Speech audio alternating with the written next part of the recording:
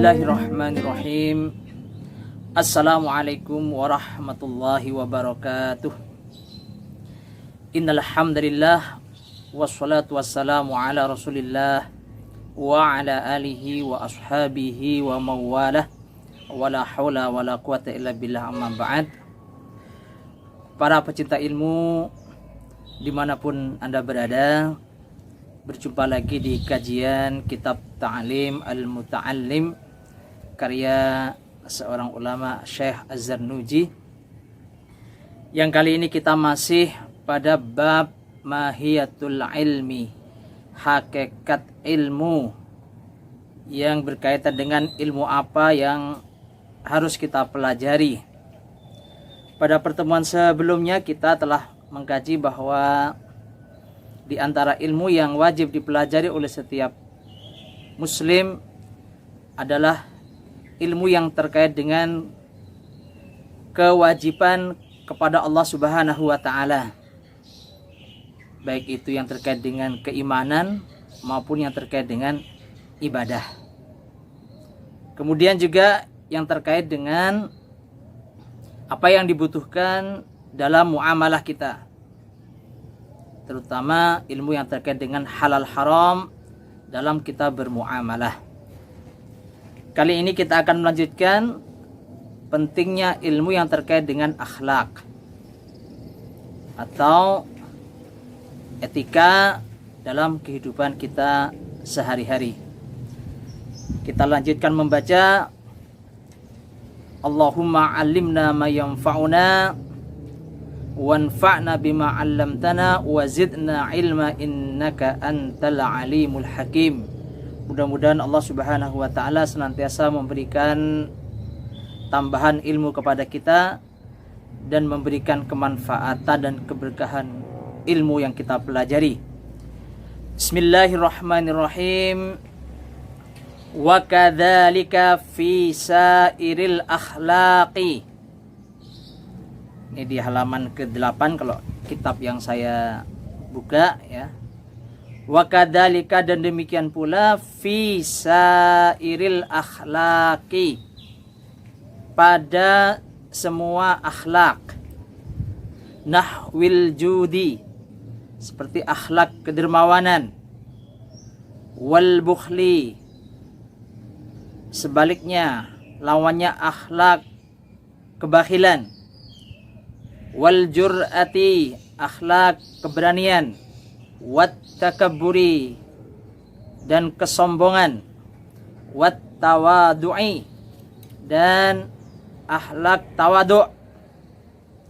Wal iffati, akhlak menjaga kehormatan diri. Wal israfi, dan akhlak berupa berlebihan dalam membelanjakan harta. Wat taqtiri, dan akhlak berupa sikap irit dalam membelanjakan harta. Ini dijelaskan adanya bermacam-macam akhlak yang harus kita ketahui. Akhlak itu ada akhlak yang baik disebut al-akhlaqu al-mahmudah, akhlak yang terpuji, dan ada akhlak yang buruk yaitu al-akhlaqu al-madhmumah, akhlak yang tercela. Akhlak sendiri sebetulnya adalah apa yang terpatri dalam jiwa seseorang yang muncul dalam perilaku. Jadi hakikat akhlak itu adalah apa yang ada dalam jiwa. Sedangkan yang muncul dalam perilaku itu adalah sebetulnya efek atau penampakan dari akhlak yang ada pada diri seseorang. Sehingga kalau ada orang tersenyum, tapi tersenyum karena dalam rangka SOP, tugas di perkantoran misalnya, tapi ketika dia bertemu orang lain di luar jam kerja dia tidak lagi tersenyum, itu bukan akhlak. Itu belum menjadi akhlak. Jadi akhlak itu adalah apa yang dilakukan oleh seseorang menurut Imam Al-Ghazali tanpa berpikir, tidak membutuhkan proses berpikir yang panjang, otomatis. Itu adalah akhlak. Di sini dicontohkan beberapa akhlak seperti al-jud, akhlak dermawan, suka memberi. Wal bukhli, dan lawannya bakhil, pelit. Kemudian wal jubni, akhlak pengecut. Pengecut itu biasanya adalah orang takut untuk membela kebenaran, melawan kebatilan. Dia takut mengambil resiko, maka ini disebut dengan al-jubn, pengecut. Wal jur'ati, lawannya adalah keberanian. Wat takabburi, takabur, kesombongan, merasa lebih daripada orang lain, merasa berhak dianggap paling, itu takabur.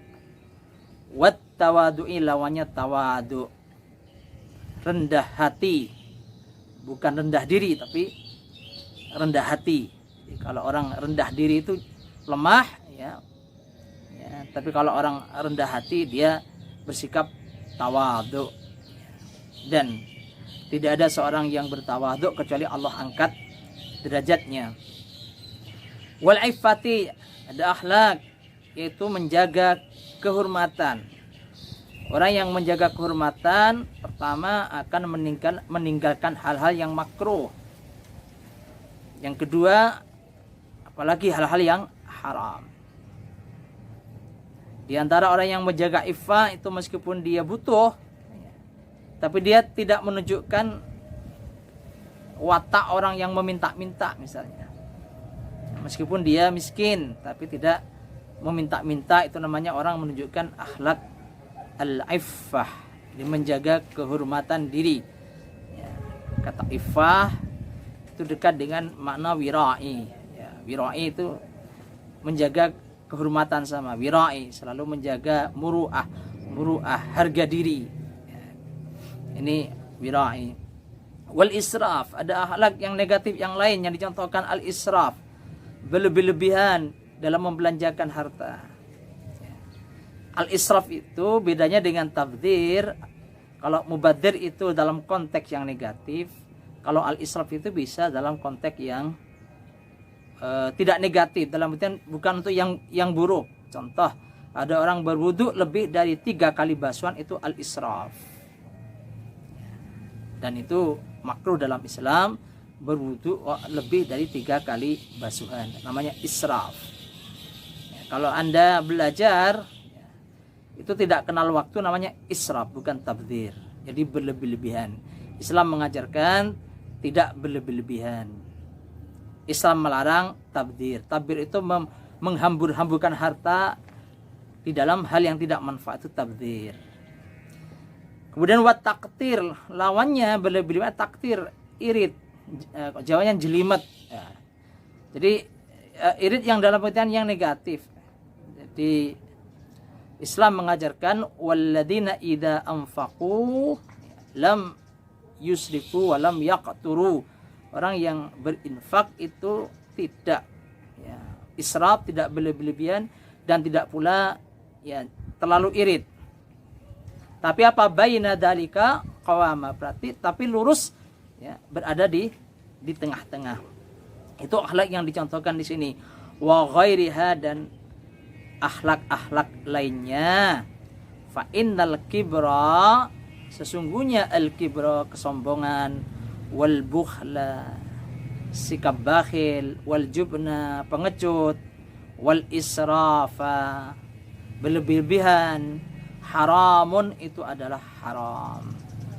Wala yumkinu at-taharruzu, dan tidak mungkin menghindarkan diri anha, darinya, illa bi ilmiha, kecuali dengan mengetahuinya, wa ilmi ma yudadiha, dan ilmu apa yang berlawanan dengannya. Artinya kecuali mengetahui akhlak yang baik dan lawannya akhlak yang tidak baik. Inilah mengapa belajar akhlak, ilmu tentang akhlak itu adalah wajib bagi setiap muslim. Karena setiap muslim itu harus berakhlak. Setiap muslim harus memiliki akhlak yang baik, akhlakul al-karimah, dan menghindari akhlak yang buruk. Bahkan di dalam Islam, Nabi Muhammad SAW diutus untuk menyempurnakan akhlak. Mengapa akhlak? Mengapa tidak keimanan? Padahal iman juga penting. Karena iman itu adalah di hati, akhlak itu yang tampak. Dalam kehidupan sehari-hari itu akhlak yang terlihat, yang paling terlihat. Demikian pula ibadah. Orang beribadah itu juga muaranya adalah berakhlak yang baik. Sehingga kalau orang merasa beriman, merasa telah beribadah dengan baik, tapi akhlaknya, timbangannya di sisi manusia belum baik, ini perlu introspeksi diri, perlu mawas diri. Karena orang yang beriman, orang yang ibadahnya baik, tentu akhlaknya juga baik. Dan Nabi mendeklarasikan aksaru ma yudkhilul jannata taqwallahi wa husnul khuluq. Yang paling banyak memasukkan manusia ke dalam surga adalah ketakwaan kepada Allah dan akhlak yang baik.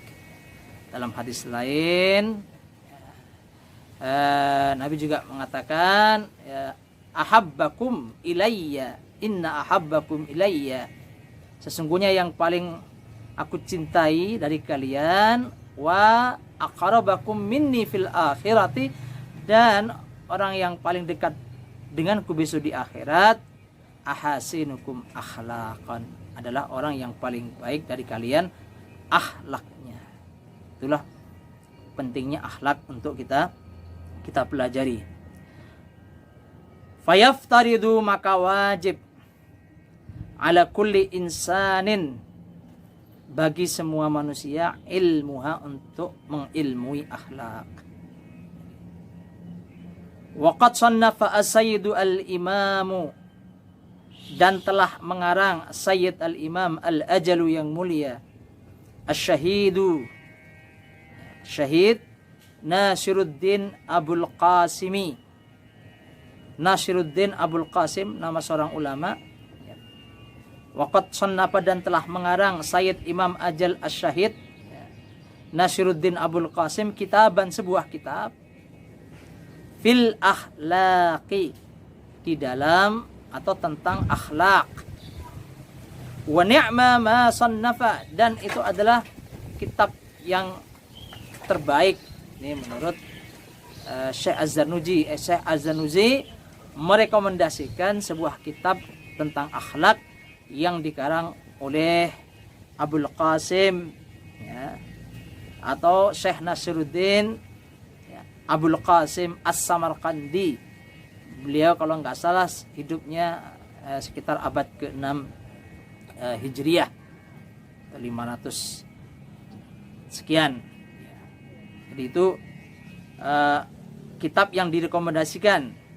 Beliau memuji kitab ini dengan mengatakan ni'ma ma sannafa wa ni'ma ma sannafa. Ini uslubul madhi dalam bahasa Arab. Jadi gaya bahasa untuk memuji menggunakan kata ni'ma. Ni'mar rajulu fulan. Sebaik-baik orang adalah fulan. Sebaliknya ada kata sa'a, itu uslubul dhammi.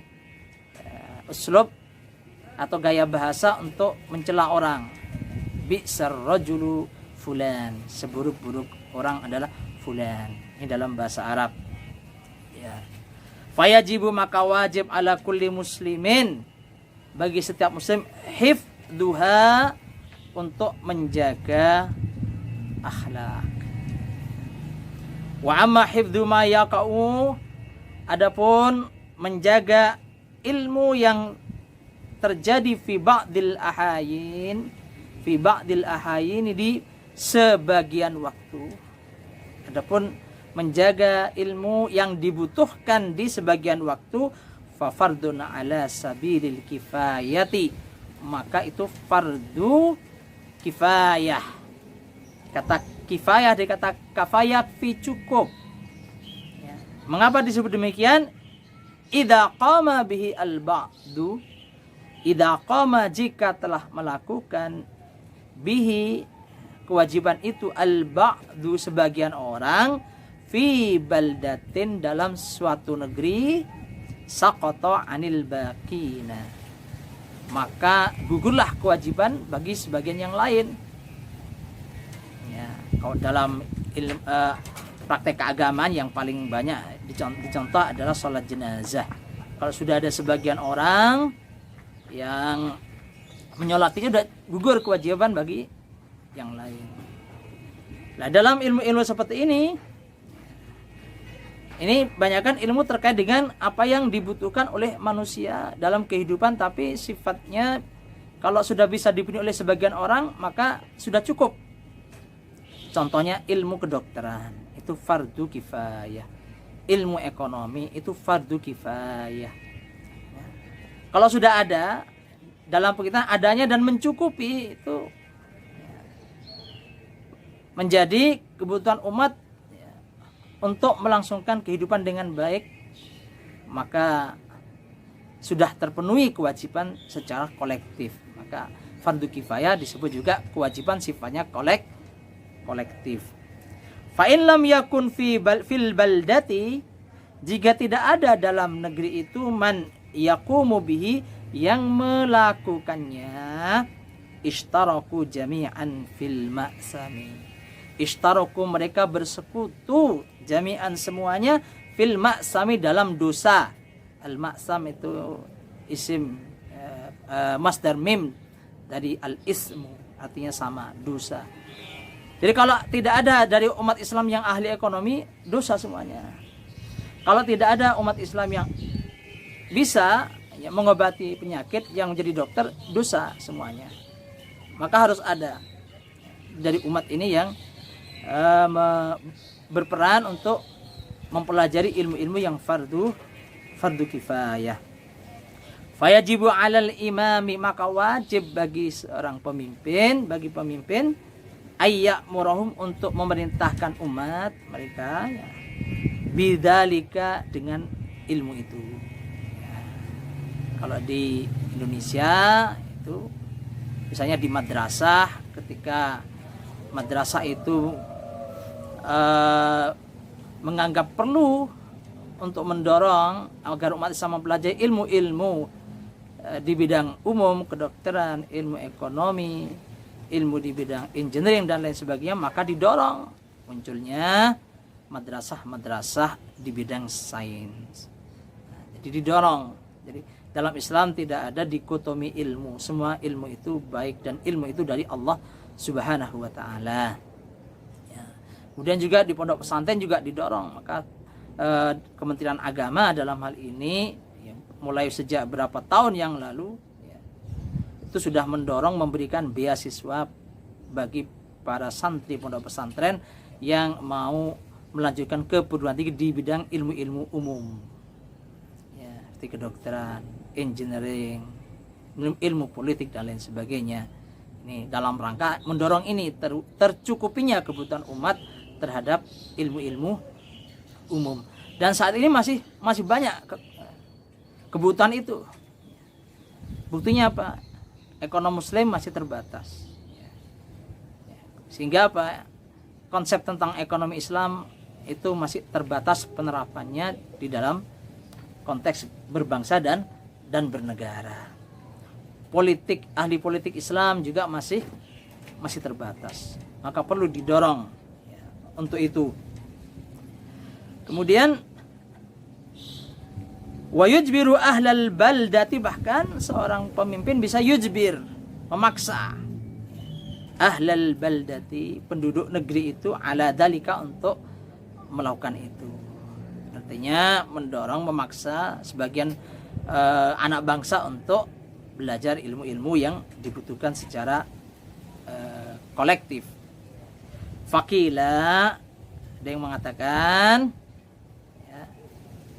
bi anna ilma ma yaqa'u ala nafsihi, bahwa ilmu yang dibutuhkan oleh seorang fi jami'il ahwali, dalam setiap keadaan, bi manzilatit ta'ami, itu ibaratnya seperti makanan.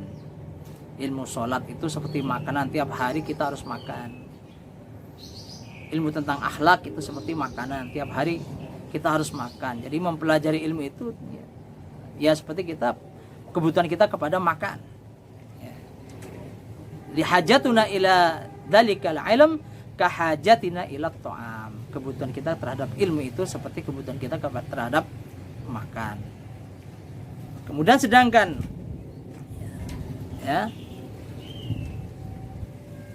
wa ilmu ma yaqau fi ba'dil ahyani, sedangkan ilmu yang dibutuhkan di sebagian keadaan bimanzilatid dawai, seperti obat. Jadi yahtaju ilaihi, dibutuhkan oleh seseorang fi ba'dil awqati, di sebagian waktu. Kalau obat tidak tiap hari minum obat. Obat itu dibutuhkan di saat-saat tertentu. Meskipun analogi ini, perumpamaan ini ya belum tentu tepat, tapi untuk memudahkan. Tentu bukan berarti kalau ilmu kedokteran itu tidak dibutuhkan tiap hari. Itu sekedar penggambaran. Bukan berarti dokter itu nggak usah ada tiap hari, bukan begitu. Tapi itu penggambaran tentang sepenting apa atau perbandingan kepentingan antara ilmu yang wajib secara aini dan ilmu yang wajib secara kifai. Sampai di sini dulu kajian kita pada kesempatan kali ini. Kita akan lanjutkan pada kajian yang akan datang. Semoga Allah Subhanahu wa taala memberi kemudahan, kecintaan kita kepada ilmu. Aqulu qouli hadza astaghfirullah li wa lakum. Wassalamu alaikum warahmatullahi wabarakatuh.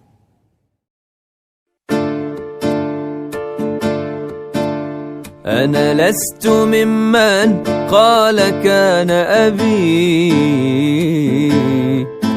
بل قلت للأكوان